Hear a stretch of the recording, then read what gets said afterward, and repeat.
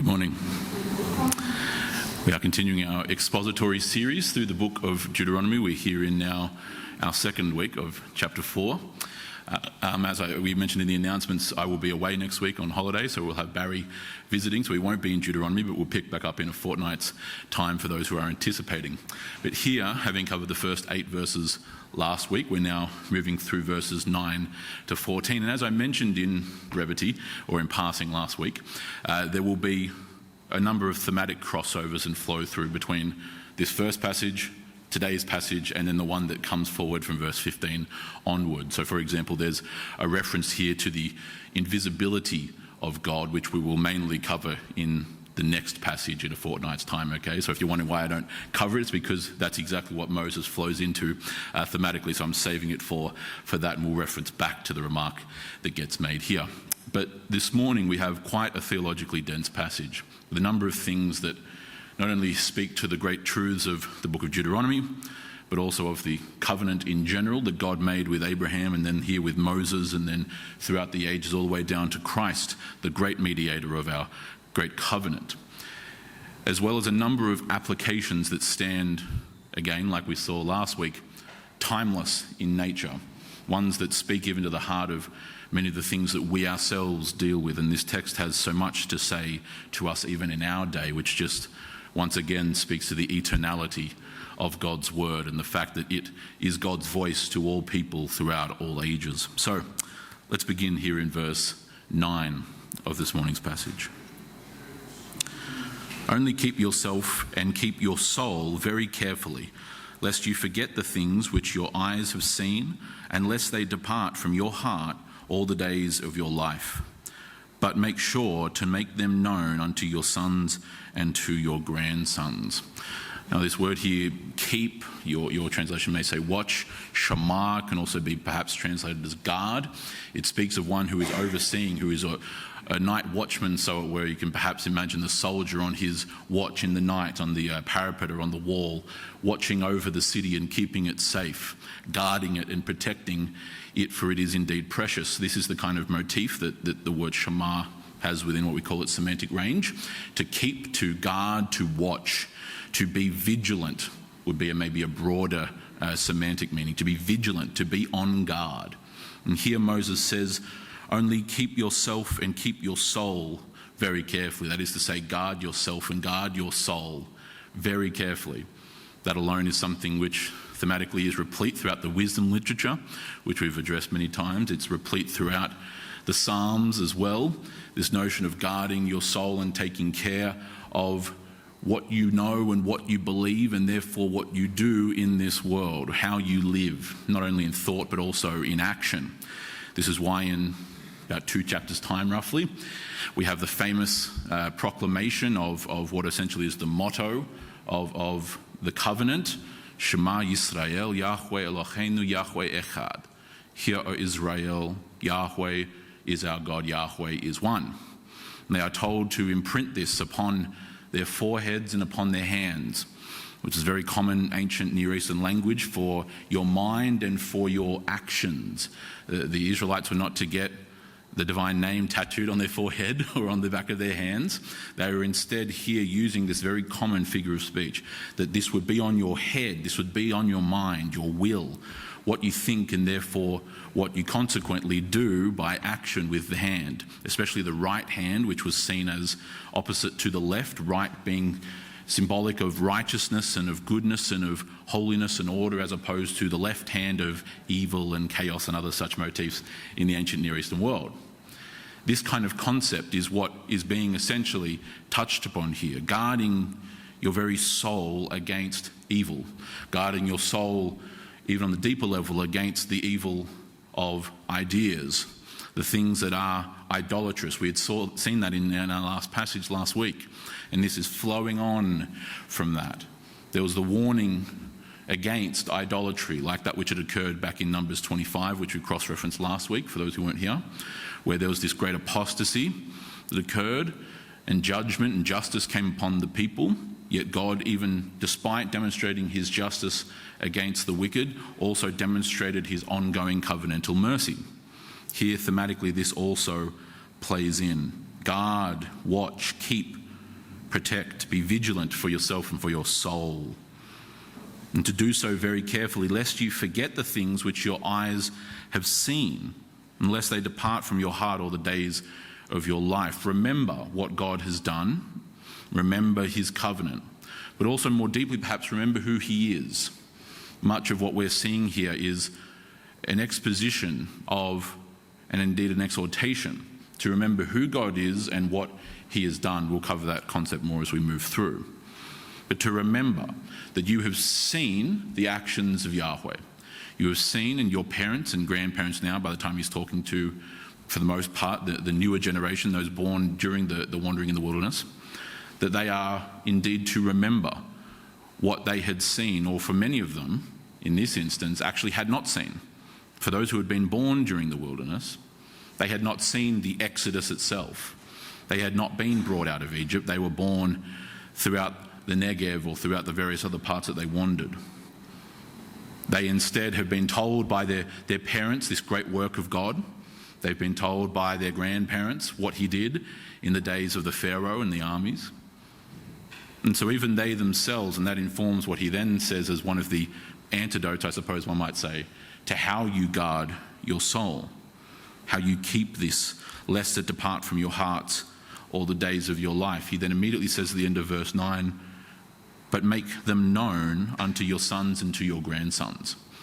This is an interesting turn of phrase. It's very accurate, but it's an interesting one nonetheless. And I hope I can highlight to you why that would be the case. He is saying to the people to guard your soul, to be vigilant. Do not fall into apostasy. Do not follow after false gods. Do not go the way of evil. Do not partake in the culture of death and of evil that you see around you, all the horrors of the ritualism and of the economy of sex and of sacrifice, including human sacrifice, and all the various darknesses that you see around you. Guard yourself. And what is one of the preeminent ways in which you do that? In this case, end of verse 9. Make known the ways of Yahweh unto your sons and to your grandsons. They just say your children and grandchildren. Which is interesting. You protect your soul, the admonition that's been given here, by teaching your children and your grandchildren who God is and what he has done. Now, why might this be important? Well, there's 1,000 reasons. But one of the more poignant ones that we want to address or touch upon here is as follows. He has given them the command, specifically in the 5th command, to do what? Honour your mother and father. To obey them and to everything else that comes forward from that.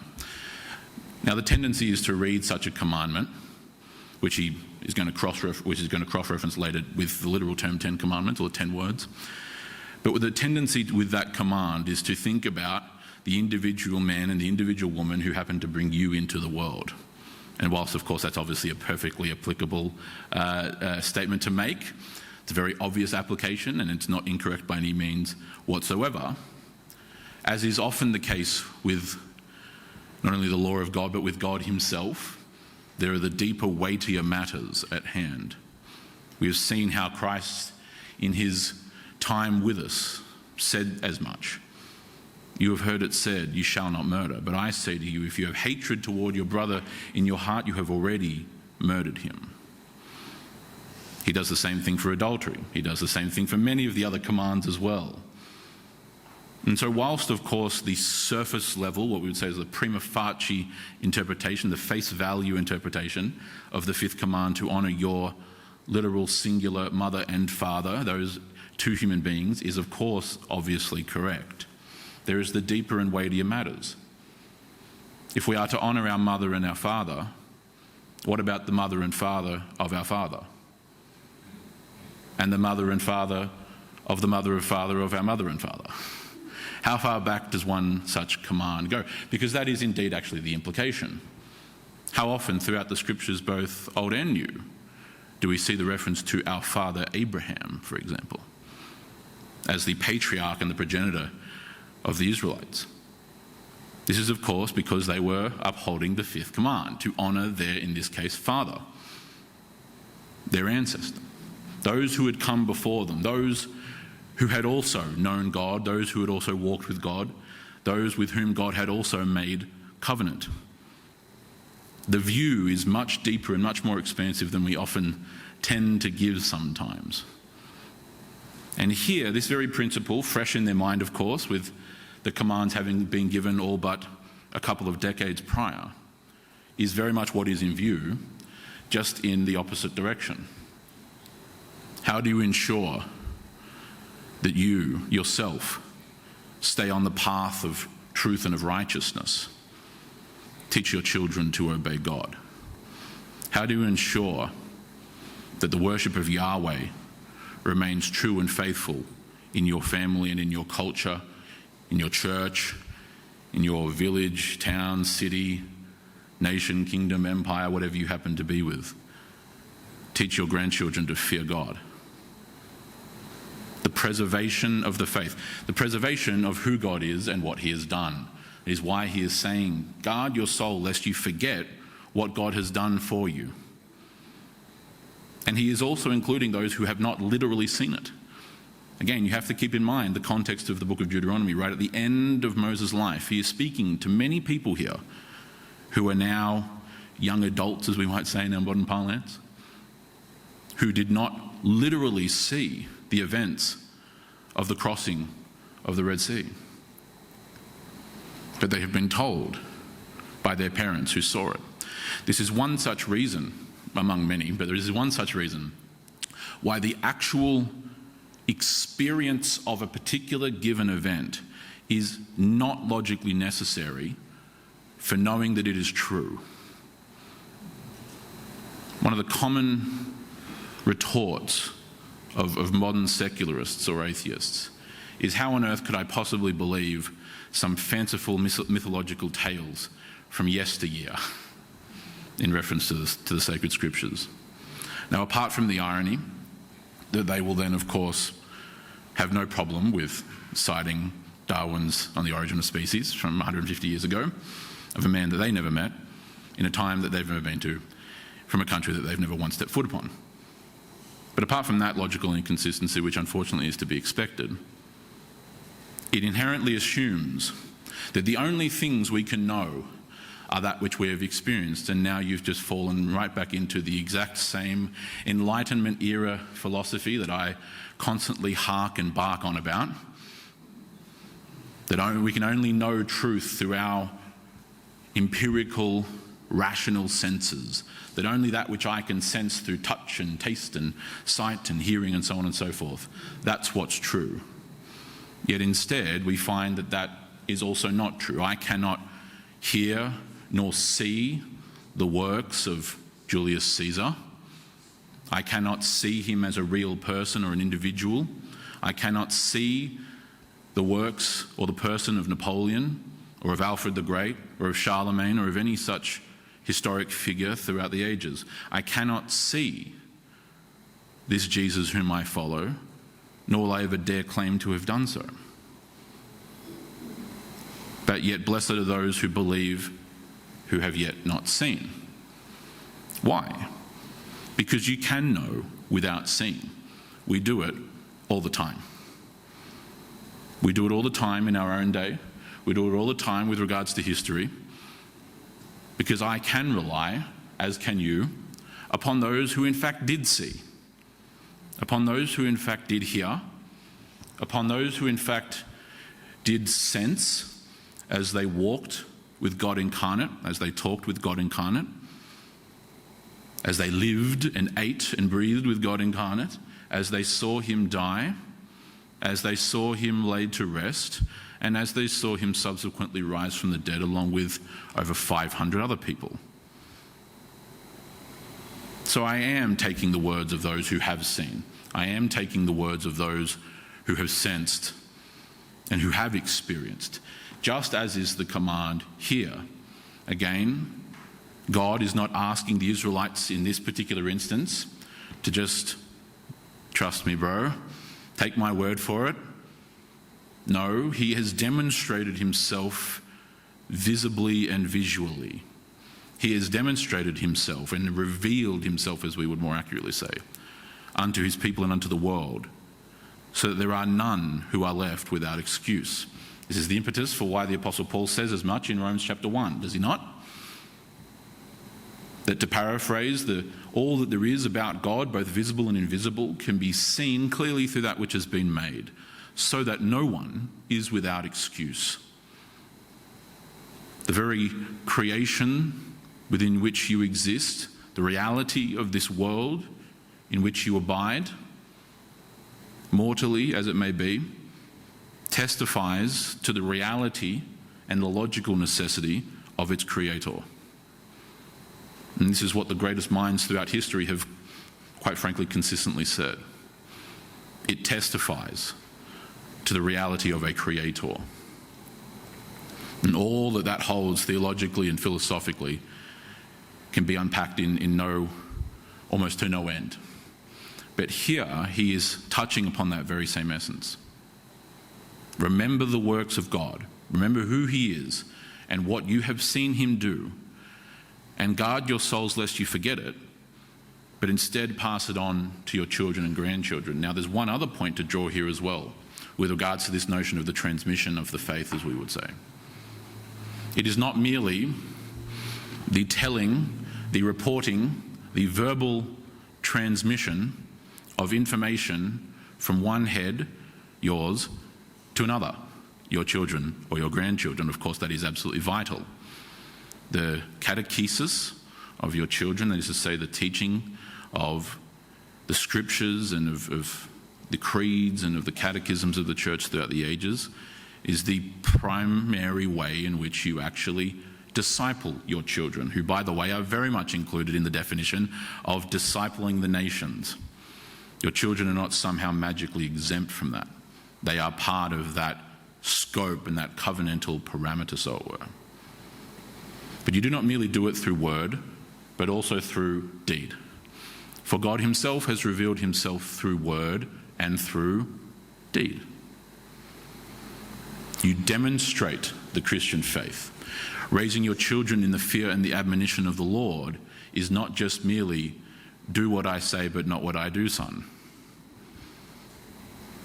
Because we've tried that for 100 years. And we are now suffering the consequences. But here, Moses is instead exhorting the people to remember, lest they forget, not only through the literal intellectual act of remembering, but also the actual abiding societal, cultural remembrance of that which is embodied and then lived out in the world. Because what has he told them in the top of the chapter? What has he told them that we saw last week? They are to remember and to obey the law of God. That involves actions, yes? It is both word and deed. And it is teaching your sons and your grandsons, your daughters and your granddaughters, your children and your children's children, to not only believe, but to also live out. This requires a host of things, but it requires parents to actually be the ones who are primarily responsible for the teaching of their children. With the utmost respect to those who are older than myself, which is a few of you. Careful, yes, will be. I say this with genuine care. Sending one's child off to the government to be educated for the better part of 13 out of their 18 initial years on this earth does not constitute you taking responsibility for teaching your child. It does not mean that such actions cannot be forgiven. It does not mean that there cannot be restitution of such. It does not automatically guarantee that your child will come out as the typical atheistic heathen that we see today. It does not guarantee as such, and I'm not pretending to have a level of clairvoyance that would otherwise say so. It does not guarantee it, but it does overwhelmingly make it likely. And there's no twisting of that reality. You are outsourcing parenting to one of the very people who are not to be doing as such. Education is the domain of the family, first and foremost. It is the domain of the church, by virtue of the fact that the church is made up of families. It is not the domain of the government. It never has been. It never will be. And throughout the vast majority of Christian history, we have known this. Except for when we decided about 100 years ago to just change that, with the rise of modern schooling. And what we now have is generations, particularly mine, those born in the mid to late 90s and the 2000s, whose parents have been little active in their life, if they've even had two parents, keeping in mind that many of my generation, almost half, come from single-family homes where there is no father, or at best there is a very passive, eminently agreeable, distant father who happens to be allowed to see the son or the daughter or the child, or happens to be once every fortnight on the weekend, maybe. And so they are raised by their single mother who's struggling at home anyway, and then they go to school to also have over 90% of their teachers be women, not because there's a problem with women, but by virtue of the fact that, as shock horror, we all have always known, children, including girls, but particularly boys, need father figures. And so they are surrounded by women at home, surrounded by women at school, surrounded by women in their sports programs, and we wonder why the guys coming out at my age are, to say with respect, weak. Of course they are, because that is how they have been bred, and that is how they have been raised.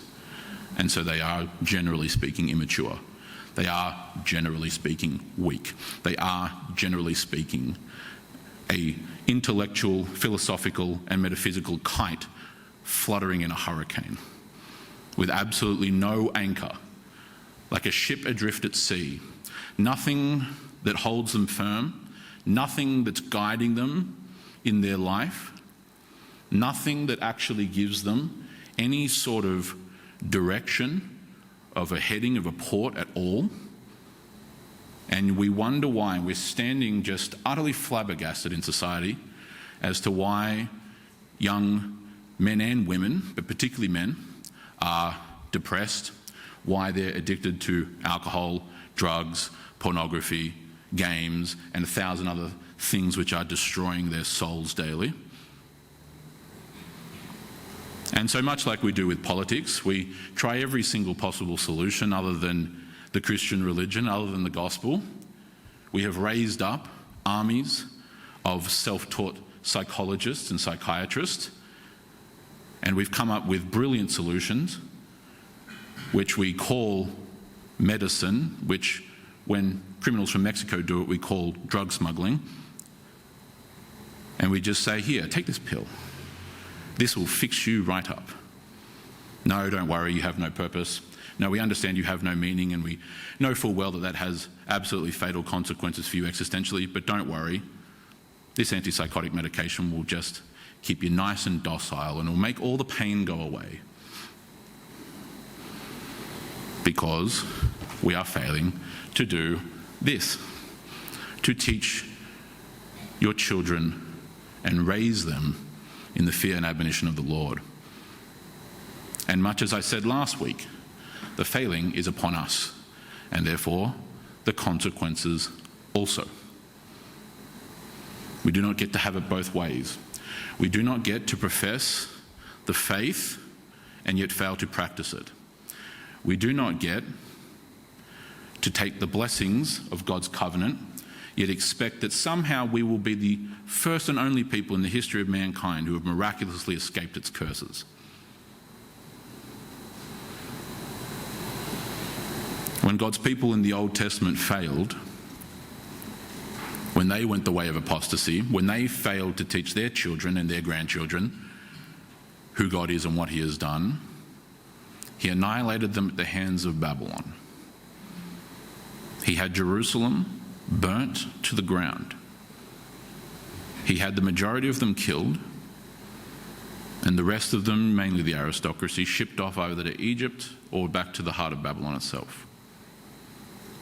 But he made a promise in his faithfulness and in his covenantal faithfulness, more specifically, to Abraham and to Moses and to David and to the faithful ancestors, that his blessing, that his promises, that his grace, his mercy, his love would abound to the 1,000th generation, a very well-known figure of speech meaning eternally and in perpetuity.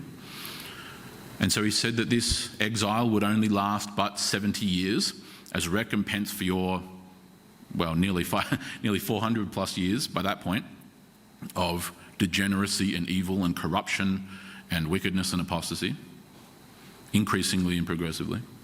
And that I will bring you back out. I will destroy the pagans in Babylon, who I have used as an instrument, but who themselves are evil and are corrupt. And I will then restore you to the land of Judea and to Jerusalem, and you will rebuild it. This is, of course, what they did in Ezra and Nehemiah, in that book. We partitioned it to two, but that book, those books. And you would think, hopefully, they would have learnt their lesson, but as history very clearly tells us, they did not. Until we got all the way down to the 1st century, to the time, this axis upon which history revolves in the days of Christ himself and of the apostles, in which not only had they not learnt their lesson, they had doubled down and tripled down and quadrupled down and quintupled down and so on and so forth, into the blinding evil and apostasy that we see in the 1st century, where they stood and murdered their very Messiah, which the ancestors had looked forward to for thousands upon thousands of years, and said, "May the blood of this man be upon our heads and upon our children." And so God said, "Okay." And Jesus said, "Okay. Then here is what will happen to this generation." And he then launches into the Olivet Discourse in Matthew 24, explains exactly what will happen to them, and thus they did. And then within that generation, the judgments that Christ pronounced upon them in Matthew 24 exactly happened. This is what we've seen. And so we have no shortage of examples of what the consequences are for detaching and removing and cutting off the very source of life and of being and of goodness and of righteousness and of holiness and of beauty itself. That's what I highlighted last week for those who weren't here. Modern Westerners, often because of the weakness that I touched on earlier, get trepidatious when they see the death penalty being administered, whilst entirely forgetting that all that the death penalty was in Numbers 25 was the visual demonstration of exactly what the consequences were that they had brought upon themselves already. Because idolatry, and therefore apostasy, brings death. You are abandoning the source and the fountain of life, an existence and a being who is God, in favour of something that has been created, which itself is contingent upon God for life and being in existence. You are self-administering death. It is spiritual suicide. And you're mad that God just simply did exactly what the consequences of such an action are? That's not rational. This is why he is warning them. The way in which you guard, defend, protect your heart, your soul, your mind, who you are, teach your children and your children's children, that you yourself will then live out the faith that you are imparting to them, and that you will build a culture of not just you, singleton in isolation, but rather you and your people that will then embody and live out the covenant of God. Because though God cares indeed about that one sheep that has gone astray out of the 100, and whilst he is so loving and tender in his mercy to save the one who has gone astray, the scriptures consistently teach us that God's focus is not upon the singular individual. That's not where the ultimate focus lies. His mercy extends down even to the most minute of things, which is you or I on an individual level. But as we've explained before, even in this book of Deuteronomy, the base unit of society is what? The family. The scriptures say so. It must logically be so. Again, you did not generate yourself out of nothing. You do not create yourself ex nihilo and just pop into existence. Instead, you were born of a mother and a father, that is to say, in the context of a family. The unit. This is not the kind of Marxist, Leninist collectivism that we've seen play out in various communist societies that actually obliterate the family by turning everyone into an individual that can then just be remolded and reimagined into the grand collective of the greater good, which is often not greater and definitely often not good. But this happens when you actually destroy the family, ironically. Individualism and the hyper-focus on individualism is not the way. Building, fortifying, growing, nurturing, strengthening, emboldening, protecting, defending, and enacting families. That is the solution. Bolster the family. And one might say perhaps that's the reason why we've made our men weak. Because there is no shortage of great generals and conquerors throughout history who will tell you that the easiest way to destroy a people, the easiest way to conquer a civilization, make their men weak. Because who will defend? Who will protect? Who will lead? Who will guide? Who will rule? Well, you don't want the weak men to be doing it, because the weak men won't do it. And the reason why the weak men won't do it is because the weak men cannot do it. And so you will either end up with effeminate, pathetic rulers, or such pathetic and effeminate men will then outsource it to their women and throw them forward. Just like we saw ironically last week, did we not? What did the Israelites do when they were caught out in their adultery and in their apostasy? Oh, it was the Moabite women, they made us do it. Oh, I'm hearing echoes, rather Adamic in nature. Why, it wasn't me. It wasn't me. The woman you gave me, that witch, she made me do it. She made me take of the tree. It was her fault. Not as far as God was concerned. Eve was deceived. Eve was fooled. Eve was bamboozled, tricked, or any other such word. No question. Eve bore moral responsibility. Sure, 100%. But who was ultimately responsible? The one who had been told, who then told his wife, whose job it was to protect his wife, to guard his wife, his family, and at this point, the entire human race. To literally defend and protect the very future of mankind. No pressure. We should probably be balanced when we meet Adam for that reason. But he doesn't do it, does he? Because he fails to teach, fails to guide, fails to lead. And he does not guard his soul. And therefore he allows the soul of his wife, of his family, to remain unguarded. Because what should have happened in Genesis chapter 3, as that ancient serpent is weaving tall tales into the ears of a woman who listened when she shouldn't have, is that Adam should have, without words, simply drawn his sword and cut off the head of the snake. That's what he should have done. We perhaps today might say that he should have drawn and opened fire. No words, only action. Because when good men fail to act, people die. People lose, people suffer, people are destroyed. And that is the command here. The parents are to be responsible, but who is to guide the family in the teaching of the children and of grandchildren? The father, whose responsibility it is, who's the one who bears the judgment when he fails. And so this is the admonition that he is giving unto them. He continues through verse 10, remember the day you stood before Yahweh your God at Horeb, when Yahweh said to me, assemble the people to me, that I may cause them to hear my words, so that they may learn to fear me all the days they live on the earth, and that they may teach their children. Again, this admonition to teach the children, and teach them to fear God. There's only one central point to make here on this particular verse, and it's a very insightful revelation that I'm sure you've probably never heard before.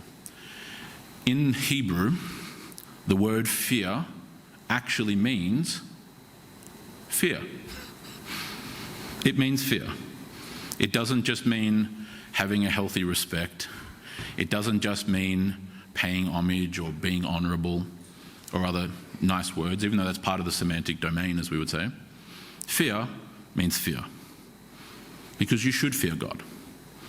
You should absolutely fear God. Not with a fear that drives you away from him, but a fear that realizes unto you your utter dependency on him for quite literally everything. Does that make sense? A fear that quite plainly keeps you in your place, and rightfully so, which is that God is the infinite, not you. God is the omniscient, not you. God is the omnipotent, not you. God is the omnipresent, not you. God is the all-wise, not you. He is the all-knowing, not you. He is the eternal creator. He is the one who spoke forth light itself. He is the one who created the very subatomic structure of the entire universe, not you. The very breath that you draw as you sit here, hearing the word of God proclaimed to you, comes not from you, but from God. He continuously upholds all things and maintains the very existence and being of all things, animate and inanimate, to the point where we just become normalized to it and forget often that it's even happening. Like a fish having no genuine concept as to what it's like to live outside of water. And so fear this God, yet fear him like a child should fear his father. Not with a fear that drives him away, not that a fear that causes him to be or feel unsafe, but rather a fear that realizes that my Father will protect me. A fear that makes the child realize that my Father will administer justice in this household, and I cannot run around like the little heathen that I often am. It's the kind of fear that allows the child to realize that my dad will die for me in order to defend and to protect and to preserve my life. Is this not the fear that we ought to have for our God, who indeed does protect us from all evil, who drives away our enemies, and who very much did die for us? This is the kind of fear that brings not one to trepidation, but fear that brings one to love, to honour, to respect. And this is what we are to teach our children and our grandchildren. We are to remember how in verse 11 the people of God came near and stood at the foot of the mountain, Mount Sinai, Mount Horeb, and that mountain burned with fire to the very heart of the heavens, darkness, cloud, and dense gloom. Now this verse itself would be beautiful to just do in isolation. The common figure of speech and what this is quite literally saying on the surface level is speaking of the way in which the fire upon the mountain literally rose up into the heavens and seemed to go to the very heart of the heavens. It's referring to what we would say as the cosmos, or a space perhaps in modern parlance. Okay, but there is a deeper meaning to that. And it comes from what was a very common and I would argue accurate concept that particularly prevailed in late antiquity and into the medieval period. In the West, where Latin was the predominant language of law and of politics and of ecclesiology, the term empyrean was used. E-M-P-Y-R-E-A-N, empyrean. Sounds like emperor or imperium, like an empire. That's not what it's talking about. comes ultimately from the Greek word pyros, Pyros, which means red or the colour of fire. The kind of words that get translated, for example, in Revelation chapter 12, referring to the Megale Pyros Drakon, the great red dragon, that reference. Red is not just simply the colour red like you might see on the floor around you perhaps. Red is really referring to the colour of fire in Greek. Okay, so Empyrean means the place or the realm of fire.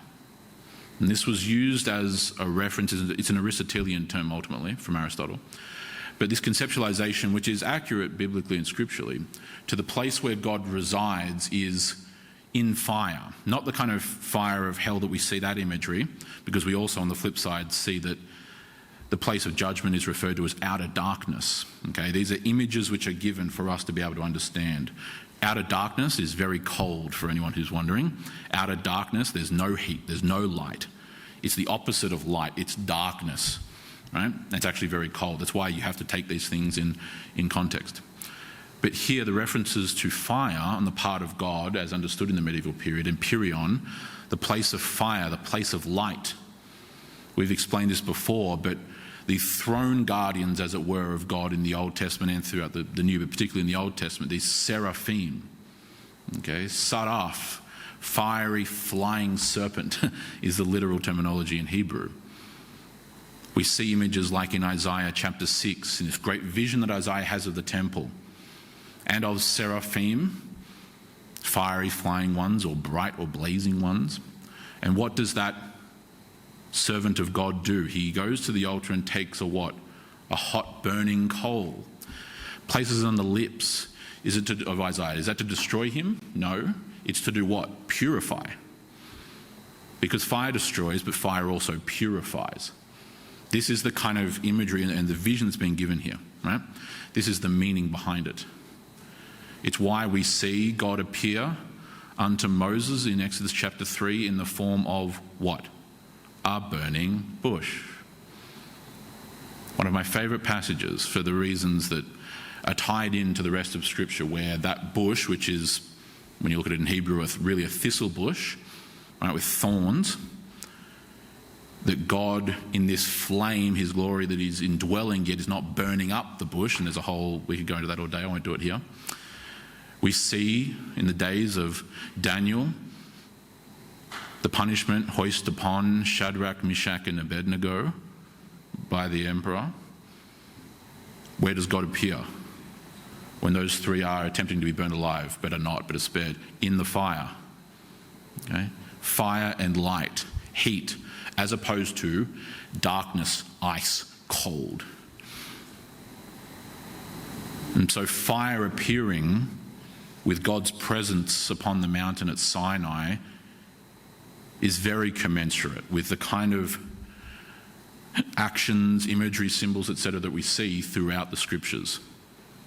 It's heat, it's light that purifies, that enlightens, that allows you to see, as opposed to darkness which covers. And we have that term occultus, right? Occult, secret, hidden. It's the opposite of light. This is the religion of light, not of darkness. This is the religion of, to use that kind of imagery, fire, as opposed to the coldness of outer darkness and of ice. And so here he is speaking to this fire which extended to the very heart of the heavens. There's a poetic beauty in that which we should see. That heaven and earth were united at Sinai. Just as they were united in this temple garden back in Eden. And yet the actions of man that I touched on earlier in the fall severed that. And what happened as a consequence? They were exiled from the temple that was in Eden. They were exiled from this garden, this place where earth and heaven were in perfect unity. And what was put there to guard? To protect the entrance? A flaming sword. Fire once again. Right? All these kinds of things we could unpack forever. But what you hopefully should see, and this is what has to be seen covenantally, in the way that the redemptive history of God works itself out throughout the Scriptures, the meetings of God with his people, where, especially in these grand theophanies, as we refer to them, God's revelation, his revealing of himself occur. There's fire, there's power, there's thunder, there's smoke, there's all these kinds of things where heaven and earth are being united, but they're singular, they're isolated, they're usually local in the literal sense, like they're fixed to a given location, not because God is, but because his interaction in that instance is, right? Yet what does Christ say to the Samaritan woman in the Gospels? The day is coming and is now here, when you shall not worship God on this mountain or on that mountain or on this particular fixed place, because her original gripe, and fair enough, was that you Jews down south, you say we're to worship God and then you bar us from Jerusalem. Which she was right. It was complete hypocrisy. But Christ says that no, now the time has come where you won't just simply worship on that mountain or this place or this thing here and that here and da-da-da-da. Instead, God is looking for those who will worship him in spirit and in truth, for God is spirit and God is truth. He is looking for people because we have now become the temple. The temple is now active, the temple is now living, the temple is now mobile. We as the body of Christ, we as the temple of God, are now being built up as living stones. Where now, wherever on earth the people of God are enjoined, there heaven and earth unite. Here, heaven and earth unite. That is why it is not only so disappointing, but in fact actually so damaging, so, dare I say, destructive, to see the absolute dilution, denigration, and functional abandonment of liturgy in many Western churches, where it now just simply becomes a show that you all come along to, parishioners, and are entertained by, where a charismatic man or woman up here, well dressed, well cut, well put together, with a very nice, modern, middle class Western life, will come up and give you a glorified TED talk to make you feel happy about whatever on earth is going on in your life. And you'll have a band on a stage, as opposed to an altar, as opposed to a pulpit, etc., who will entertain you, who will make you feel happy, who aren't actually leading you in worship in any meaningful, genuine, historic sense, but who are rather playing for you. And you are passively observing it. You're sort of kind of maybe partaking as you hum and are along with the song, because you can't hear it anyway because it's being drowned out by the band. Which is ironically the very same problem that we faced all of 600 to 700 years ago during the late medieval period, where one of the very impetuses for the Reformation was the fact that Christianity had become a spectator sport. Right? The clergy up the front, or from your direction up the front, the important guys were doing the important things up at the important place up here. Do you understand? Usually behind a veil, or in what the East you'd call an iconostasis, right? Usually behind a partition where the important stuff goes that you plebs aren't allowed to go in anyway, because you could drop it, you could screw it up, we can't have that. And we're going to give you the important thing when the time comes, all the way down the end of the liturgy, in the communion, right? But we're only going to give you the bread, because if you take the cup, you might accidentally spill the cup. And we've now decided over the last couple of hundred years, using these completely foreign Aristotelian categories, that now this actually does change substance in the philosophical sense into the body and blood of Christ, as opposed to what the church had consistently believed, which was the real presence of Christ in communion, but not the actual transition in substance as per Aristotelian philosophy. And so we can't trust you with that, so we'll drink it on your behalf. And so for 200 years, Christians took communion in one kind, only the bread. And we've now come full circle all the way back to now we're as much a spectator sport as they were. That's what happens when you water down liturgy. That's what happens when you destroy the historic practices of the church, because you are cutting off the very thing that this service is meant to be, that this church is meant to be, that any church is meant to be, which is the very place in which heaven and earth are united, in which the fear of God is indeed taught. And so here Moses finishes this morning's passage with the following, verses 12 through 14. Then Yahweh spoke to you from the midst of that fire. You heard the sound of the words, but you saw no form, only a voice. Now, it's the verse that I mentioned in the introduction I'll talk about in a fortnight's time, okay, when we cover verses 15 onward. Right? The spirituality of God. We actually covered that as one of the attributes back in our series, last year? When we went through about 20 weeks there, on the attributes of God. The spirituality of God was somewhere near the beginning. You can go back and find it. In fact, it might be useful for you to go back and listen to the spirituality of God in preparation for the next passage in a fortnight's time. I encourage you to do that. But he continues, verse 13, so he declared to you his covenant, which he commanded you to do, that is the 10 Commandments, and he wrote them on 2 tablets of stone. This is a point which, in very simple terms, often gets forgotten.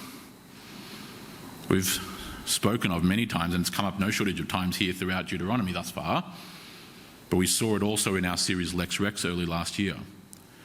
This borderline Marcionism, where you bifurcate or separate Old Testament from New Testament, the kind of verbiage which we've explained before, we're not under law, we're under grace. Taking an apostolic teaching, ripping it right out of context, forgetting everything else that the apostle says, which is that, well, are we to abandon the law of God and to just think that we can go on sinning because there's grace? He says, God forbid, he exclaims loudly in Greek.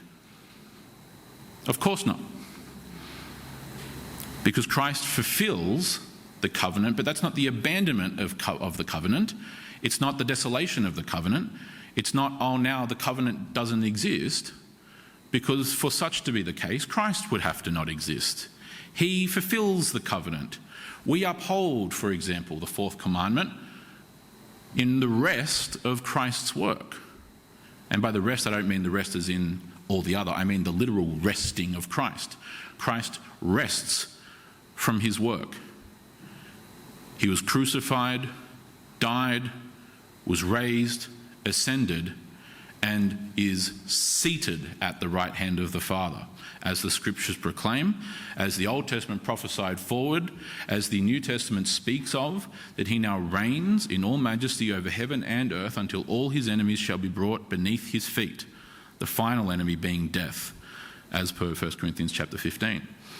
But he is seated, he is enthroned, he is seated from the work of his redemption, that is to say, the actual work of life, death, burial, resurrection. And so we therefore rest in him, and we therefore uphold the 4th command. This is how this works. The covenant of God did not magically disappear. We are now abiding in a new and greater covenant, but that is not to the utter desolation and obsolescence of the old. It is the fulfillment of it.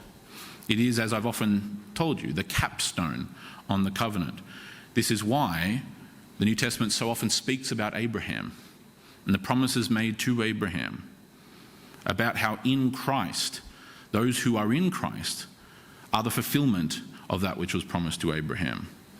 We are the descendants of Abraham, because the promises that he made to Abraham, that through him all the nations of earth shall be blessed, that from him shall come kings and rulers. Preeminent among them, of course, specifically, is Christ. This is what is being talked of. The covenant of God is the 10 Commandments. Hence why Christ says, in order to fulfill the law, what must you do? 2 things. Love the Lord your God with all your heart, soul, mind, and strength. Right, a common figure of speech meaning love God with everything you have. And love your neighbour as yourself. In this, all the commands of God are bound or upheld. That not only goes for the 10 Commandments, because the first 4 are loving the Lord your God with all your heart, soul, mind, and strength, and the last 6 are loving your neighbour as yourself, the 2 tables of the law as we call them, hence why he says here, on 2 tablets of stone. We'll talk about that more particularly when we get into chapter 5. And in verse 14, and Yahweh commanded me at that time to teach you statutes and judgments, that you might do them in the land where you are going over to possess it. So he's rounding up what he's been discussing here. I taught you what God told me, that authority which we hearkened back to last week. And so here is what we are to take from this morning's passage. We have, before God, a covenantal duty to teach, raise, disciple our children and our children's children in the ways of God.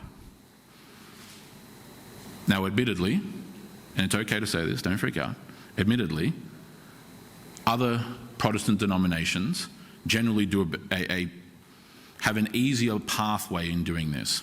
Forgetting interpretations or exegesis of issues like baptism for just 1 second, right, putting that on pause just for a moment, the catechesis of children who have been baptized tends to be a pretty linear idea, and so good for them. Okay? It doesn't mean that we as Baptists don't do it.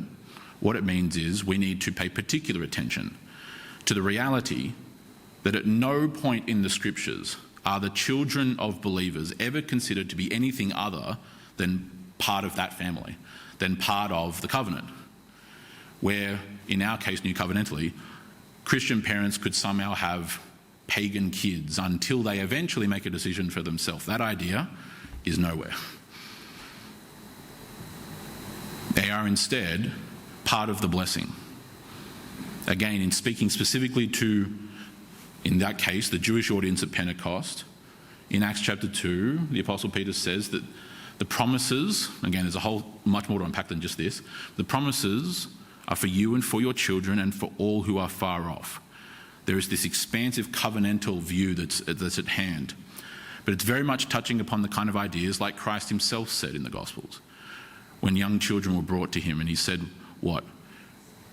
Let the little children come unto me and do not hinder them. For the kingdom of God is meant for such as these. The new covenant is expansive, not restrictive. It expands to men and women, to Jew and Gentile, to slave and free, like we preached on a couple of weeks ago. Your children are not obsolete. Your children matter. And your children's children matter to God. This is why we've seen the movement of history where God doesn't just simply save individuals here and there, but instead eventually brings entire communities, entire societies, entire kingdoms under the banner of Christ. We have largely failed to do that, not universally, but overwhelmingly, for at the absolute bare minimum 100 years. I've substantiated that before. If you'd like me to do it, I'm happy to talk to you afterwards. But it's because we've failed to disciple our children. We've sent them off to be educated and raised by anyone but us, generally speaking, as we've pursued careers, as we've pursued projects and this and that and everything else. And someone else has raised our sons and daughters. You will turn this around when we start taking these kinds of texts seriously, and when we actually raise and disciple the nations, which include our children and include our children's children. That is how we will see evil defeated. That is how we will see the righteousness of God flourish once again, as it did in times past and as it shall surely do. This is what we must take to heart in order to guard not only our souls, but the souls of our children and our children's children. Amen.